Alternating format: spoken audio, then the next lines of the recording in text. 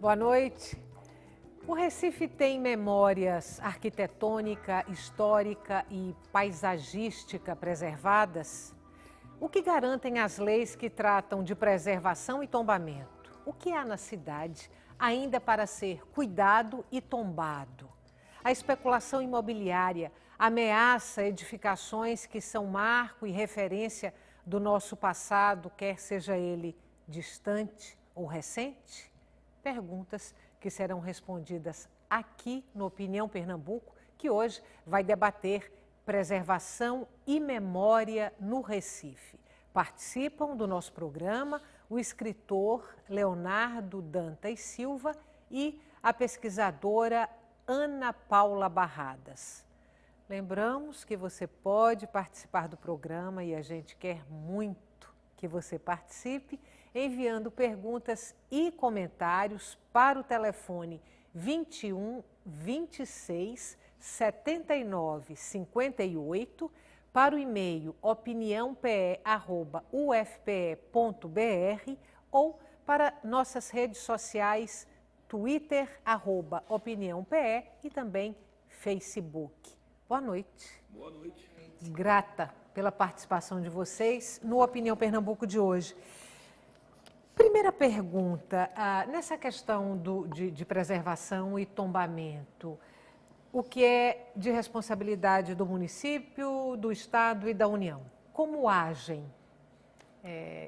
município, Estado e União? A União tem o Instituto do Patrimônio Histórico e Artístico Nacional desde os anos 30 e foi o grande escudeiro de toda a memória, sobretudo arquitetônica nacional.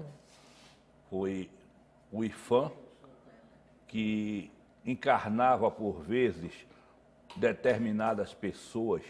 A coisa era uma luta tão, vamos dizer, quixotesca, que o IPHAN aqui era chamado o patrimônio de Dr. Ayrton, porque era Ayrton de Almeida Carvalho, que durante mais de 30 anos foi diretor do patrimônio, desde a época de Rodrigo de Melo Franco, e ele é que vivia de espada em punho, defendendo Igaraçu, defendendo Olinda, defendendo martírios, defendendo tudo aquilo que era patrimônio. Existe o Conselho Estadual de Cultura, com 47 anos de atividades, criado do governo Nilo Coelho, tendo como primeiro presidente Gilberto Freire e atualmente em fase de remodelação. E a prefeitura não tem um órgão específico para cuidar de tombamento. Cuida apenas da preservação da paisagem, da determinada localização, coisas ainda de um decreto de Gustavo Krause. Dizer para vocês e também para os telespectadores que nós convidamos para esse debate um representante da Fundarp, para que pudesse estar aqui com vocês discutindo esses temas, mas por um problema de agenda, não foi possível a gente ter um representante do governo estadual aqui no programa. Fiz várias perguntas na abertura do programa, uma delas se o Recife era uma cidade que tinha memória. Você é uma pesquisadora dessa área. Com base nas pesquisas que você tem feito, Recife é ou não uma cidade que preserva sua memória? Não. Primeiro, começaria com a origem da palavra patrimônio. A maioria das pessoas, elas desconhecem qual o sentido dessa palavra. Então, se você faz uma pesquisa, inicia, o que é para você patrimônio? As pessoas dizem, é o meu carro, é o meu apartamento, embora que hoje em dia as coisas já estejam mais evoluídas. Porém, é uma cidade com a memória muito curta, muito recente. E agora com as manifestações, né, eu espero que isso seja difundido. Você está falando das manifestações dos movimentos sociais. Isso. Pedindo um outro modelo de ocupação dos espaços urbanos, é isso? Isso. Porém, eu acho que antes de chegar nessa discussão, tem que haver a questão do conhecimento do que é aquilo. Qual a relevância histórica? Estamos aqui com o Leonardo, historiador, qual a relevância histórica, arquitetônica, artística daquele bem? A partir dali, a questão do patrimônio segue. Então, temos a relevância, isso segue. E eu acho que falta um pouco disso no monumento, no movimento. Porém, tomando como exemplo as Torres Gêmeas, que é impossível não mencionar, causa um efeito muito desastroso na cidade, porque corrompeu toda a região ali, a paisagem do Recife, de Santo Antônio, São José, daquela área histórica ali, que poderia ser mais para frente, que é nossa memória, né? Professor, partindo aí do raciocínio de Ana Paula, quer dizer, no entendimento dela, Recife é uma cidade que não cuida bem da sua memória, da sua história. Eu queria a sua opinião pessoal sobre esse ponto da nossa discussão e trazer também uma outra questão. Se sim, cuidamos mal da nossa memória, onde está a fragilidade maior? Ela é uma fragilidade maior no que diz respeito ao nosso passado distante ou é uma fragilidade maior de preservação no que diz respeito ao nosso passado mais recente?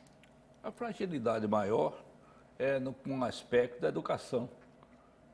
Nós não valorizamos um bem por ser antigo, por ser artístico, por ter valor. Quando se fala em patrimônio, é o patrimônio da nação, patrimônio artístico e histórico nacional. Não é o patrimônio do indivíduo, é um patrimônio que pertence a toda a nação, já naquela época, nos tempos de luta de Rodrigo de Melo Franco e do próprio Gilberto Freire, que no governo de Estácio Coimbra quis criar um sistema de tombamento para Pernambuco.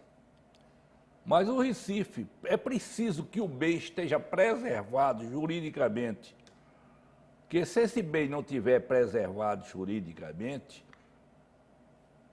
não tiver vamos dizer, ele não ter sido considerado patrimônio histórico ou artístico no seu contexto, ele pode muito bem ser disposto pelo particular como bem lhe convier. Quando eu propus algumas atitudes do Conselho Estadual de Cultura para preservar o patrimônio da cidade do Recife, eu pensei inicialmente na paisagem do Capibaribe.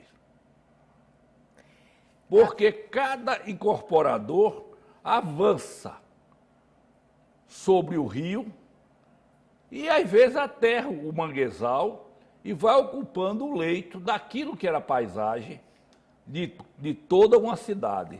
Aí a gente volta de novo para o ponto que também foi mencionado na abertura do programa, que é a especulação imobiliária ameaçando esta memória, este patrimônio paisagístico, arquitetônico, artístico. Esse é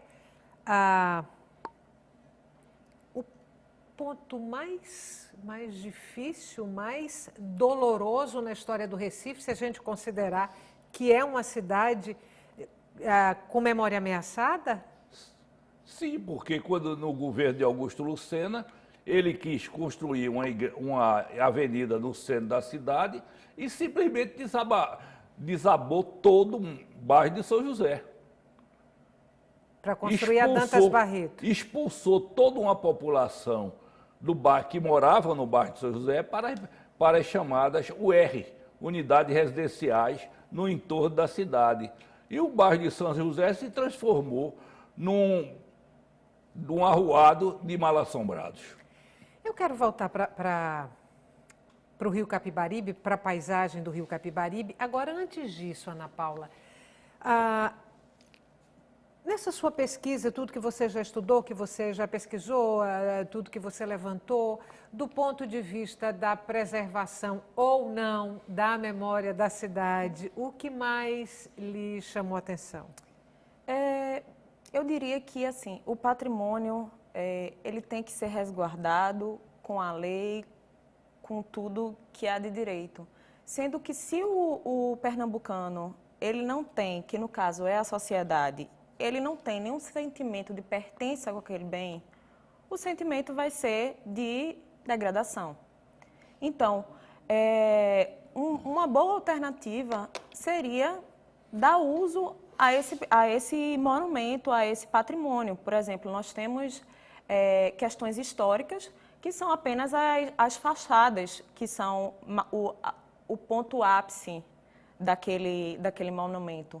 E dentro, como exemplo, europeus que mantêm a fachada e dão uso àquela parte interna. Talvez não é necessário derrubar para a gente poder evoluir e poder modernizar. Esse é um modelo que você defende, de um modelo que eu defendo. Preservação da fachada, mas a parte interna daquela edificação é de livre uso? Não, eu acho que deveria ser, conter uma lei que regulasse essa intervenção, sendo que não adianta a gente... Eu já fiz uma pesquisa e um sacristão, a igreja tinha acabado de ser restaurada, e o sacristão disse, eu só vou abrir a igreja para você porque você está realizando uma pesquisa, porque eu não abro para ninguém, eu só abro em horário de missa e para ninguém, porque eu não quero que ninguém chegue aqui e faça alguma coisa com o patrimônio. Então, ele mesmo se apoderou do próprio patrimônio e a gente não pode esquecer que há a questão de degradação por uso, por não uso, por estar fechado. Então, um patrimônio belíssimo que foi restaurado e você mantém fechado. Como é que você quer construir um elo de identidade se eu não tenho acesso a isso? Voltando à questão do Rio, e eu também quero entender assim, exatamente o que é de responsabilidade do governo do estado, do município, ou quando cada uma dessas instâncias pode agir. No caso da preservação da paisagem do Capibaribe, tem que ser uma ação necessariamente do município, pode ser do estado ou pode ser da União por intermédio do IPHAN? A União pode considerar dentro da preservação da paisagem, mas é principalmente do município, que deve criar uma área não edificante, por exemplo, do leito do rio na baixa mar, tantos metros de margem. E não, esses mapas foram modificados. A própria prefeitura que tem o mapa do Rio Capibaribe hoje, aquele mapa está defasado. Já não acompanha os últimos anos e já não acompanha as grandes enchentes. Então, teria uma área chamada não edificante. A pessoa podia ter até o uso da margem, mas não podia nada edificar. Considerando aí as margens do Capibaribe e as edificações que vão surgindo às margens do rio, e é isso que o senhor quer defender, quer preservar essas margens, qual é o trecho mais sacrificado do rio? Onde a construção civil mais avançou? Ali na beira-rio, na torre, se bem que está lindo aquele texto, porque tem uma rua que margeia o rio, mas nós temos para Santana, para Casa Forte, edifícios quase dentro do rio. e que hoje está tornando impossível as chamadas vias das chamadas beira-rio. Porque aquela avenida beira-rio devia se manter na margem do Capibaribe até a divisa do município. Não. É como as nossas praias, por exemplo, a praia de Boa Viagem devia seguir por Piedade até o Paiva, mantendo a avenida na beira da praia. Mas a própria Prefeitura de Jaboatão foi autorizando construir na beira do mar e até dentro do mar. No caso das margens do rio, não há uma legislação municipal que cuida desse ponto específico ou é uma legislação frouxa, que não atende às necessidades de preservação da memória ambiental? Ela cuida, mas está defasada a partir dos mapas. Outro trecho também para ser preservado na paisagem seria toda aquela praia de Salgadinho, que fica paralela à escola de aprendiz de Barieiro. Aquela praia está deserta ainda hoje. As ruínas do Forte do Buraco e não estão ocupadas. Mas pode, de um momento para o outro, acontecer um boom hoteleiro e toda aquela faixa de Salgadinho se transformar em edifício. Uhum. Com grandes hotéis ali. Vamos fazer um intervalo curto. A gente volta daqui a pouco para continuar essa conversa. Não saia daí, porque o tema de hoje do Opinião Pernambuco é preservação e memória no Recife. Você pode participar do nosso programa enviando perguntas e comentários para o telefone 21 26 79 58 ou então para o e-mail opiniãope@ufpe.br ou para nossas redes sociais, Twitter, @opiniãope e Facebook ou Facebook. Até já.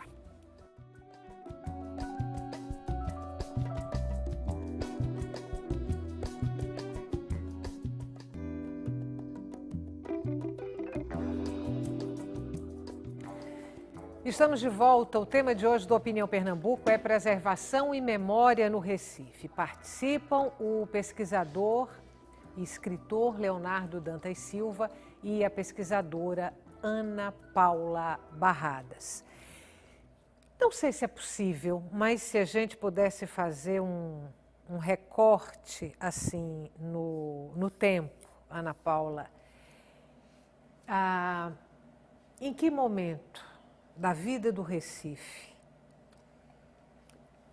a memória da cidade foi mais ameaçada ou mais negligenciada? Eu estou te perguntando isso porque também aqui no intervalo a gente voltou àquela história da Dantas Barreto durante o governo de Augusto Lucena, que demoliu parte do bairro de São José para construir a avenida. Você, no início do programa, mencionou os movimentos sociais que pedem a resistência ali, a preservação do Estelita, pedem também o tombamento de outras e preservação de outras áreas da cidade, mas pegando de muitos anos para cá, não sei se você como pesquisadora se deteve sobre isso, em que momento da vida do Recife você acha que essa memória foi mais negligenciada ou esteve mais ameaçada? Olha, eu acho que sempre no início da construção, do crescimento das cidades, você vai tendo aquelas demolições para expandir, e construções e tudo. Sendo que hoje em dia há uma cidade estruturada, sendo que pequena para a quantidade de pessoas que nela habitam. Então, obras são feitas com o intuito de tecnicamente melhorar. Você está falando especificamente do Recife, que é uma cidade que tem uma área pequena, reduzida. Isso. Para um número de pessoas, número de habitantes. Como, por exemplo, a quantidade de veículos do nosso trânsito saindo um pouco da conversa, mas o que a gente tinha antigamente, não existia trânsito em Recife. Hoje em dia, você tem que sair com 1 hora de antecedência, senão você não chega. Uhum. E, voltando para a questão dessa herança cultural que eu falei um pouco no início, está sendo lançado um filme chamado A Incrível História de Adeline, que é a questão da busca pela jovialidade eterna. Eu vi o trailer desse filme. Então, eu acho que casa muito a gente refletir o que está sendo feito em uma indústria cinematográfica com o que está sendo feito dentro da nossa realidade atual. Então, o que é que ela quer? A busca da imortalidade. E os filósofos, eles defendem o quê? Que a busca da imortalidade, todos nós somos mortais, não como filme, todos nós somos mortais, e aquilo que deixará é só a nossa memória. Então, se a gente não preserva essa imortalidade, por exemplo, meus filhos não irão conhecer fatos relevantes das histórias de seus antepassados e de tudo mais. E, voltando a esses movimentos com relação a direitos urbanos, a questão da mobilização social, isso é muito bom, a gente se manifestar, mas o projeto tem que ser feito, analisar e ponderar os fatos. Não tudo. Eu acho muito bom, porque antigamente as coisas eram destruídas e ninguém fazia absolutamente nada. Hoje em dia, a gente está vendo essa manifestação. Quero tocar num ponto com você, pegando aí essa questão que a Ana Paula trouxe, o fato de Recife ser uma cidade com uma área muito reduzida e ter uma população, em princípio, grande para ser acomodada nessa área reduzida. Eu não vou lembrar agora o tamanho do território do Recife. E muita gente usa esse fato como justificativa para um modelo de ocupação urbana. Agora, eu tive há pouco tempo, há uns 2, 3 anos, em Bogotá. Também não vou me lembrar a área territorial de Bogotá, mas vamos considerar que seja uma área bem maior do que a do Recife, mas em compensação tem mais de 3 vezes o número de habitantes que o Recife tem. E é um padrão, um modelo de ocupação urbana completamente diferente. Espigões, 5 no centro da cidade, saindo dessa área central. Os bairros residenciais são de prédios de 6 andares, eu acho, 7 no máximo. E a minha pergunta para você é, necessariamente o Recife é uma cidade que precisa adotar os espigões como modelo e a destruição de áreas que, em princípio, seriam áreas de memória, de preservação dessa memória? É tudo uma questão de mentalidade. O Recife primeiro, o Recife, na realidade, era uma estrela que tinha, ou uma aranha, como queiram, que começava ali no Marco Zero e saía em avenidas convergentes ao Marco Zero para os subúrbios. Então, tudo convergia para o centro da cidade. Então, o que era necessário no centro da cidade? Derrubar tudo para abrir as vias para chegar ao automóvel. Por conta disso, nós perdemos, no início do século XX, boa parte do bairro do Recife, onde foi instalado o porto, mas as ruas adjacentes cederam lugar àquele estilo eclético de arquitetura, hoje muito valorizado, muito festejado, mas que o Recife colonial, como a Ceso Ferreira declarava já na época, que as panzers de cimento armado destruíram o nosso Recife colonial. Lembre-se que aquele panzer de cimento armado é linguajar para os anos 40. Deixa eu te interromper um pouquinho. Me responda então uma coisa. O que há de memória do Recife colonial, já que você tocou nesse ponto, e esse estilo eclético também é hoje, não sei se são casas, são áreas consideradas imóveis especiais de preservação ou se estão também sob ameaça? Alguns sim, alguns não. Por quê? Por exemplo, o casario de Ponte do Choa. O casario de Ponte do Choa, ele que está lá, o solar dos Batista da Silva, está lá o Colégio Damas, está lá toda aquelas grandes, as antigas residências, ainda hoje presentes na Rui Barbosa. E umas já vão cedendo. Se passar lá agora, vai encontrar umas 5 derrubadas. Como vai encontrar também uma quantidade imensa de árvores também cortadas. Isso não está preservado. Isso não vem sendo tombado. Não vem sendo tombado. Existe só uma zona de preservação da prefeitura, mas uma preservação frouxa. Frouxa. Na hora que quiser manter o gabarito, o solar dos Batista da Silva, que é uma das poucas construções neomanuelinas do Brasil.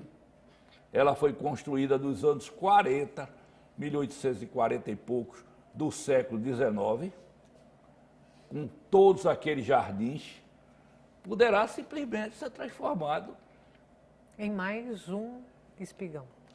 Talvez não um espigão, mas eles ali como é zona de preservação da paisagem, então eles poderão fazer umas construções baixas, mas a casa principal desapareceu. Poço da Panela. Lembre-se que está chegando muita construção nova do Poço da Panela, mas são baixinhas.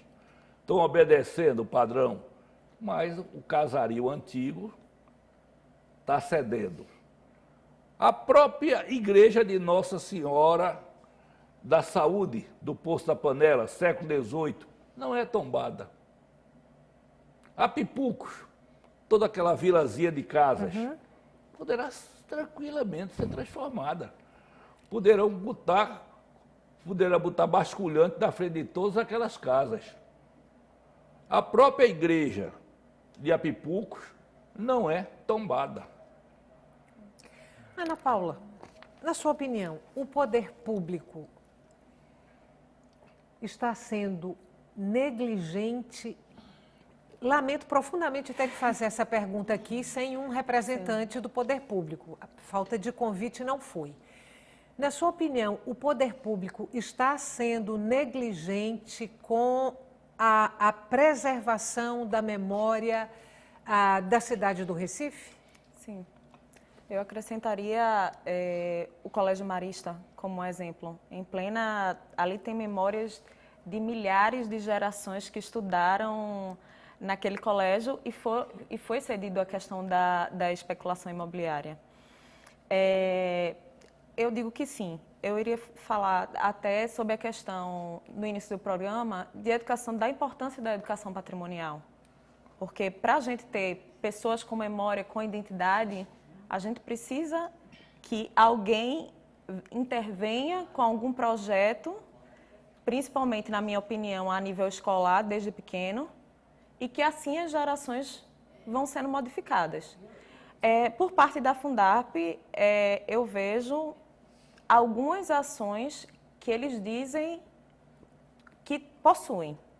Agora, de fato, em nível de pesquisa, como, por exemplo, eu já fiz a pesquisa sobre a questão da Casa da Cultura, ser realmente uma Casa da Cultura, de cultura, de fomento, ou se era simplesmente um shopping de artesanato. E a conclusão que foi feita é que era um shopping de artesanato, porque as pessoas que entravam ali não tinham conhecimento onde eles estavam. E em entrevista, na época, com a Fundarp, isso aconteceu em 2011, para eles tudo estava funcionando perfeitamente. E, ao meu ver, não. Você encaminhou um documento para o Conselho Estadual de Cultura, em 2013, fazendo observações sobre diversas áreas, praças, monumentos do Recife que, na sua avaliação, eram áreas merecedoras de tombamentos. Isso foi em 2013, aí entram capelas, entram igrejas, praças, as margens do Capibaribe, como você falou. Sobretudo recantos da cidade, a exemplo do Pátio da Fundição, onde foi nas Graças, na Capunga, da Fundição Capunga, que ainda está com as mesmas características do século XIX. Já recentemente, ali nos quatro cantos, também na Capunga, tinha algumas construções do século XIX. O ano passado derrubaram a última dessas construções. Temos o Pátio de Apipucos, com toda a característica do século XIX. Temos a Praça Maciel Pinheiro, com alguns prédios ainda do século XIX, e o mais importante monumento da cidade do Recife, que é a fonte da Praça Maciel Pinheiro, que foi esculpida por um grande artista português, Antônio Moreira Rato. Tudo que você citou até agora não tem tombamento. Não tem tombamento. Por exemplo, o cemitério do Senhor Bom Jesus da Redenção, que é o cemitério de Santo Amaro, possui uma quantidade imensa de obras de arte dentro dele, inclusive o seu traçado feito por Vautier, a primeira construção gótica em Pernambuco, que é a sua capela, em formato de cruz, com um crucificado de mais de 3 metros de altura, fundido em ferro na França, não é tombado. A igreja de Boa Viagem, aquela igrejinha do terminal, é tombada? Não, ela não é tombada. Ela entra lá na lista de monumentos Também. Que você sugere tombamento? Também. Eu vou... Santa Rita de Cássia, que é um santuário aqui de devoção e peregrinação, não é tombado. A Nossa Senhora do Livramento não é tombada. A Igreja da Penha, até há 2 anos atrás, não era tombado. Vou trazer uma questão para vocês que eu acho que envolve a igrejinha de Boa Viagem e outras edificações distribuídas em outros bairros da cidade, que é quando você tomba o imóvel, você tomba a edificação e você não tomba o entorno. E aí você tem um bem tombado, um bem característico e uma outra coisa que não tem nada a ver com aquilo colado no entorno. A gente tem uma foto, eu acho que da Igreja de Boa Viagem, que vai poder mostrar bem o que eu estou querendo dizer, porque tem a Igreja de Boa Viagem, um prédio que ficava ali pertinho da igreja, que eu não sei se da década de 40, da década de 50, o prédio foi demolido. Era uma residência. Era um prédio residencial. Era uma residência. Não, é um prédio que fica do outro lado. Era a residência do Jabas pernambucano. Pronto. Aquilo ali foi demolido e olha a foto. E na mesma paisagem da igreja, você tem um espigão, sabe-se lá de quantos andares. Esse tombamento do entorno também não é necessário? Quando se pode, sim. Quando não se pode, não se pode. E o que é não poder? Não poder, você vai tombar a Igreja de Boa Viagem hoje e querer que o entorno dela tenha a característica do início do século XX. Só tem um jeito, você implodir todo o entorno. Sim, mas esse espigão, por exemplo, a construção dele poderia ter sido evitada. Legislações. Mas se a igreja não é tombada? Se nem a igreja é tombada. Pronto. Legislações que se a igreja fosse tombada, haver limitação de como por exemplo, acontece pela Academia de Letras ser tombada, aquela área ali em volta da Academia de Letras está sendo preservada. Mas a gente tem outros casos que você falou da legislação, a gente tem, voltando ao bairro de Boa Viagem, você tem aquele castelinho na avenida. Atrás do castelinho, no mesmo terreno do castelinho, você tem duas torres gigantescas que agridem completamente aquela arquitetura. Você tem Casa Forte, aquela área que vai chegando ali em Casa Forte, você tem outros exemplos. Mas foi uma sistemática feita já pela prefeitura para, vamos dizer, preservar o imóvel original e não prejudicar o proprietário de não fazer uso pleno da sua propriedade. Então o castelinho ficou na frente preservando, como fazendo parte do conjunto daquele condomínio. E outras casas, por exemplo, tem uma no Monteiro, tem a casa do dono da usina Catende, na Rosa e Silva, que preservavam a casa na frente. Outra, defronte do Clube Português, que até o tempo desse era uma padaria, preservada na frente. Então, com isso aí, várias dessas casas deixaram de desaparecer, mas que no seu quintal foi permitido construções de novas habitações. Vamos fazer mais um intervalo. A gente volta daqui a pouco para continuar essa conversa. O nosso intervalo é curto, ainda dá tempo de você participar do Opinião Pernambuco de hoje, enviando perguntas e comentários para o telefone 21 26 79 58, para o e-mail opiniãope@ufpe.br ou para nossas redes sociais, Twitter e Facebook.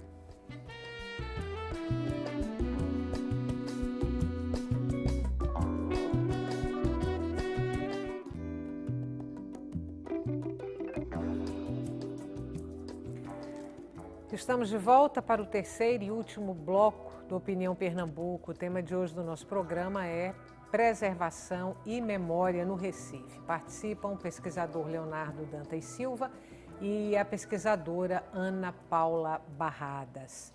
Eu vou abrir esse bloco com o comentário de Francisco de Assis, de Afogados. Ele diz o seguinte: quem manda, infelizmente, é o poder econômico.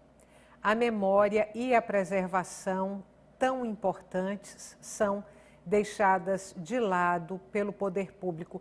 Ana Paula, me dê exemplos de cidades que conseguiram harmonizar o antigo e o novo, a memória e as transformações.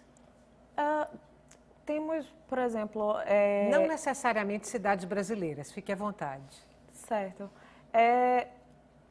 O valor maior, eu acredito que seja da representatividade, do que aquele imóvel, ele quer, por exemplo, um imóvel, nós estamos falando de monumentos de modo geral, o que é que ele refere à pessoa, àquela sociedade, no caso, né? Porque não é uma pessoa em si, e a toda uma sociedade. E com essa questão de memória e de identidade, como é uma coisa, digamos, o que eu tenho como memória e como identidade é algo imposto pelo governo através das legislações, cabe à população estar mais entrosada dentro do que acontece em seu entorno, como a gente está acontecendo agora. Sendo que eu observo cidades que normalmente são europeias, que são a maioria do seu... não teria como patrimonializar toda uma cidade, porque tudo, assim, não é que tudo seja de relevância, mas é tudo muito antigo, mas aí a gente tem que analisar se esse antigo tem relevância ou se esse antigo, o que é que aconteceu ali. E aquele caso que eu lhe falei, com a modernização interna. Então, eles conseguem aliar isso, manter a cidade dentro do padrão original, cultuar essa memória e haver um uso daquele espaço interno, como manter a fachada. Em Paris, você tem a Galeria Lafayette, que tem uma fachada antiga e dentro é um shopping totalmente moderno. Uhum. documento que você encaminhou para o Conselho Estadual de Cultura, sugerindo esses tombamentos.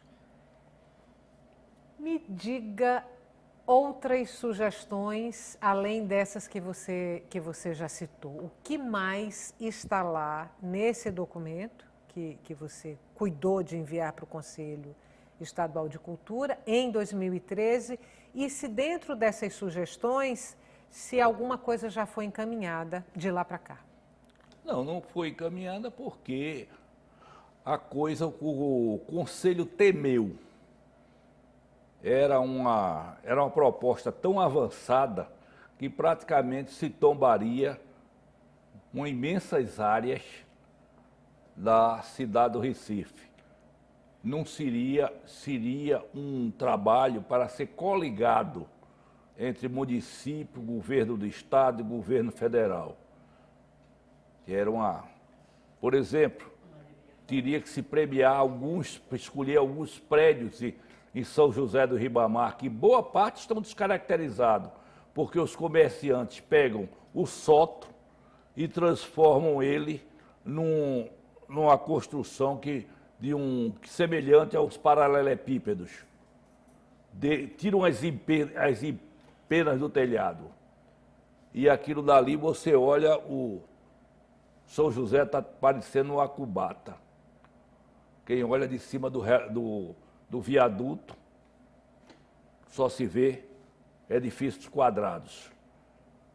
Tem igrejas, que eu continuo me batendo pelas igrejas, Santa Rita de Cássia, Livramento, a própria matriz de São José, está tombada a igreja de São José do Ribamar, mas a matriz de São José, não. E nós vamos até para igrejas recentes, como a igreja do Colégio Salesiano. Quem construiria uma igreja do tamanho daquela dos dias atuais? E, por exemplo, no Colégio Salesiano tinha 2 prédios que pertenciam à pensão Landi. A pensão Landi não, tinha a antiga pensão, que agora me foge o nome, e o próprio prédio do colégio, que era a residência do Lorde Espora, que era dono daquele sítio ali, no final do século XIX. Desapareceu para abrir espaço para estacionamento.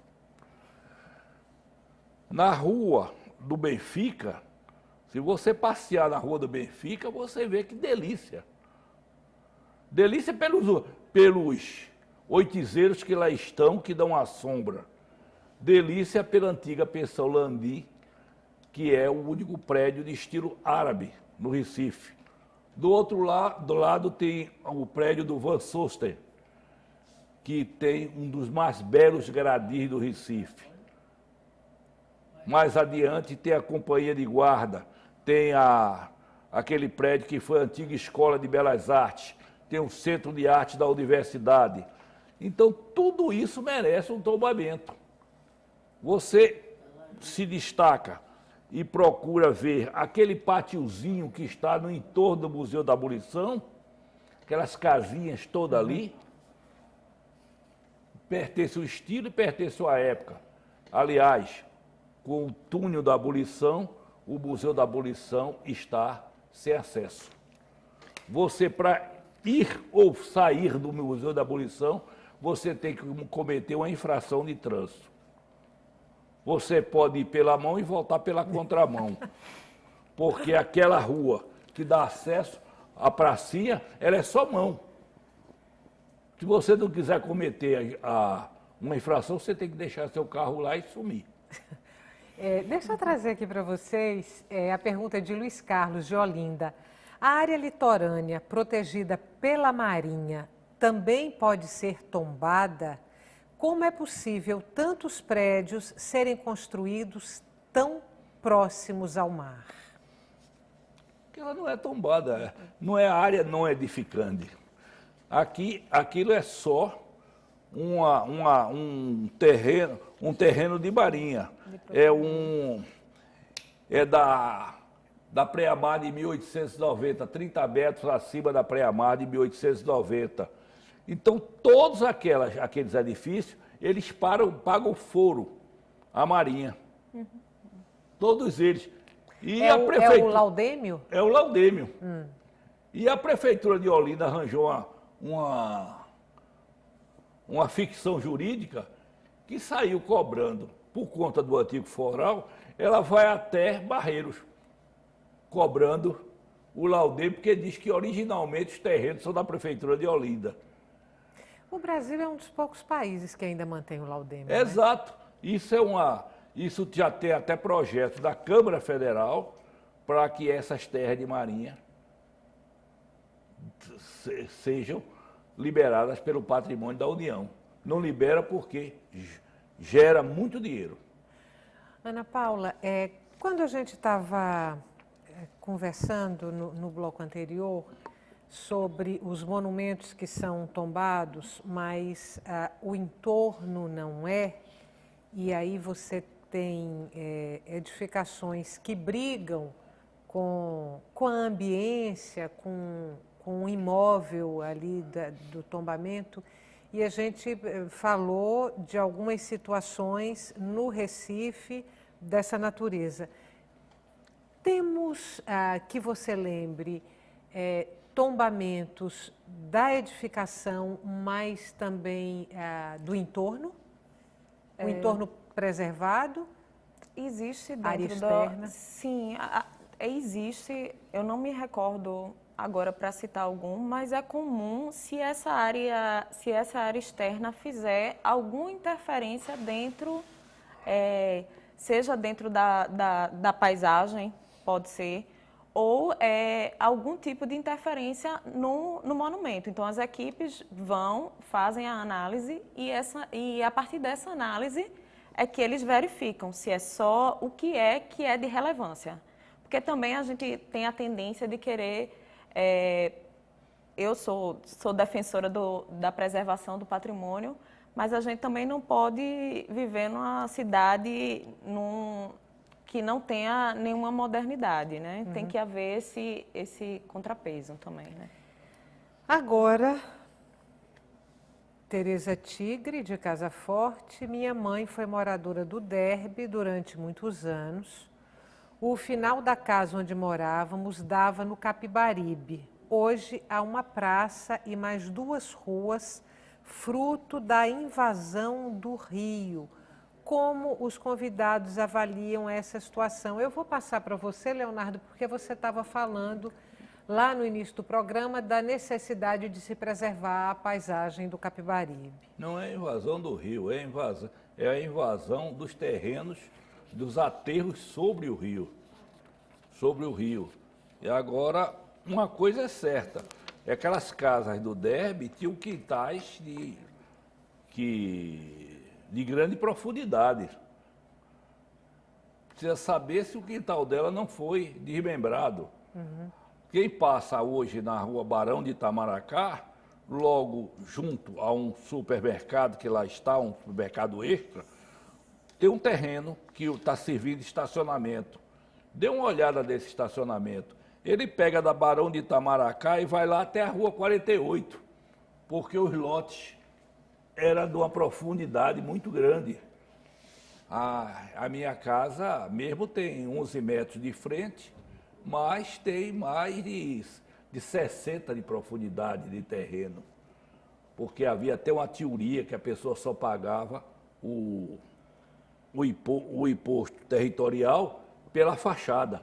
Então você veja aquelas casas de Olinda, estreitinhas, mas você vê terrenos. E, aliás, Olinda até hoje tem a planta do período do século XVII. Deixa eu trazer mais uma pergunta, dessa vez de Eleonora Cardoso, da Torre. Há 2 casas antigas na Avenida Rosa e Silva que passavam por reformas. No entanto, essas foram interditadas. O que aconteceu? Trata-se de imóveis tombados. Será que são aquelas 2 casas, eu acho que de arquitetura antigas, modernistas? Não. Elas são dos anos 60. Elas são do tempo dos anos 60. São 2 casas juntas. Há pouco tempo moravam famílias ali. Ali, uma intervenção ali é da prefeitura. Eu não tenho o menor conhecimento. Como na esquina tem um prédio do século XVIII ou XIX, que é a padaria Capela. São tombadas aquelas casas? Não são tombadas. A gente tem tombamento aqui com a memória da arquitetura modernista ou é uma memória também negligenciada? Eu diria, eu vou pegar como exemplo a Universidade Federal. Nós temos o Centro de Filosofia e Ciências Humanas, o Cefiche, e neles nós temos os combogós. E ninguém sabe que aquele modo de fazer, aquele tipo de... como é que eu posso falar? Essa arquitetura dos combogós é mais moderna, sendo que é altamente de grande valor e ninguém sabe absolutamente nada a respeito disso. Não, o Cobogó está inclusive consagrado no dicionário. É Cobogó. Cobogó. São 3 engenheiros pernambucanos que formaram a sigla. Mas antes da universidade, tem aquele... Não, tem a Sudene, né? O prédio... Não, mas Sudene é recente. Antes da universidade, temos ali no Derby aquele prédiozinho de esquina da Carlos de Lima Cavalcante. Carlos de Lima Cavalcante, que é todo em Cobogó e é dos anos 50. Mas assim, Temos ainda o pavilhão de óbitos da antiga Faculdade de Medicina do Recife, que não é tombado, nem o pavilhão, nem a faculdade. Só Temos ainda a caixa d'água de Olinda, que foi a primeira a utilizar esse sistema. Sim. É só dando uma referência sobre o padrão de que a gente não conhece o lugar onde a gente transita. Então, como é que eu vou preservar, como é que eu vou ter como referência algo que eu não sei nem que existe? Do que se trata, Mas, né? desculpe, temos prédios modernos tombados. Por exemplo, a capela do Colégio Nóbrega, que foi a primeira igreja construída sob a proteção de Nossa Senhora de Fátima. Nossa Senhora de Fátima é uma santa nova. Ela apareceu em 1917. Então, ela é toda tombada. Acabou o nosso tempo, infelizmente. Podemos continuar essa conversa num outro Opinião Pernambuco. Grata mais uma vez pela participação de vocês dois. Para você que está em casa e que ficou com a gente até agora, muito obrigada pela companhia, muito obrigada também pelas perguntas e pelos comentários. E o Opinião Pernambuco volta amanhã.